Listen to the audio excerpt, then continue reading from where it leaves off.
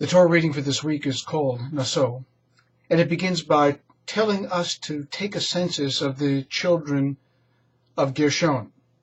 And while this in itself is not surprising, there's nothing really unusual about it, if we look back just a few sentences to last week's Torah portion, we'll find that basically the same thing was said, except that time we are told to take a census of the sons of Kohath. And a few sentences from the beginning of this week's Torah reading, we are told to take a census of the children of Merari. Now, too, that doesn't seem terribly surprising, but upon further inspection, there's a point of contention. You see, each one of those three people was a son of Levi.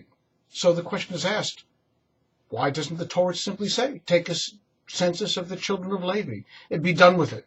Could have saved a lot of space and a lot of effort rather than list all three children separately.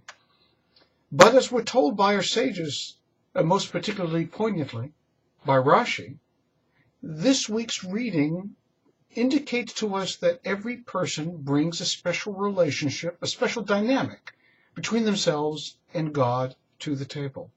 And that because each person is unique and has this dynamic with God, they have to be listed separately, understood separately, taken separately. It's kind of like, aren't you the Schwartz boy?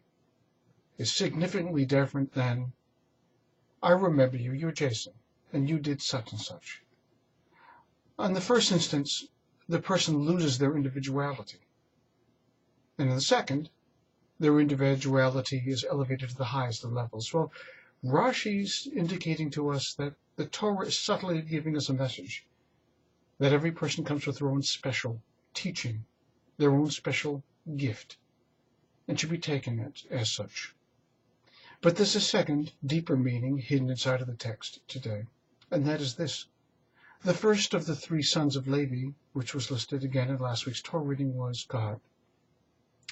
And according to one Hasidic understanding, he was an individual who had a very special understanding of himself. He knew who he was. He knew what he wanted. He wrestled with his own demons and understood the force, the power, the ability of the Yetzer Hara, the evil inclination that exists all about. Kohath was such a powerful and focused individual that he understood whenever the Yetzer Hara would hover near him, he would immediately repel it. He understood its import. He understood its verbiage. He knew the sound of its voice. And therefore, whenever it came close, he was able to fight it off. In a sense, Kohath was a tzaddik, a righteous man, not born such. I don't believe that anybody is born as a tzaddik, but they strive to become that.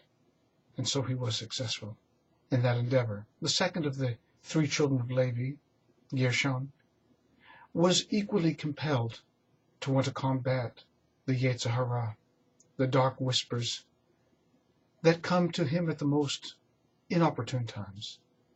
But unlike his brother, he wasn't as strong, so it would laid its cold hand upon his shoulder.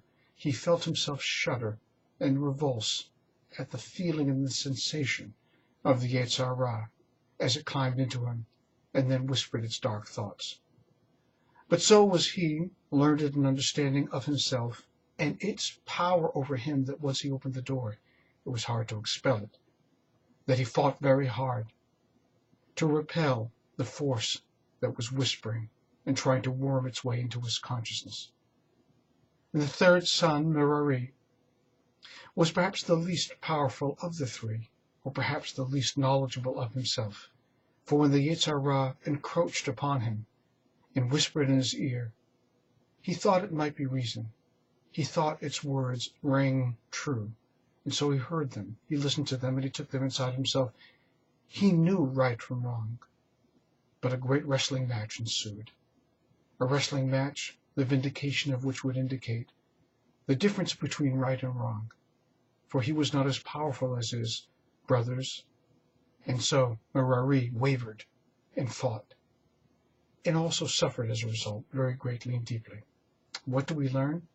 Not so much a biography of the three sons of Levi, but we learn that there is a pathway for us, that there was a ladder for us. And in a sense, we all begin where Merari stands. We all wrestle with those dark forces and demons.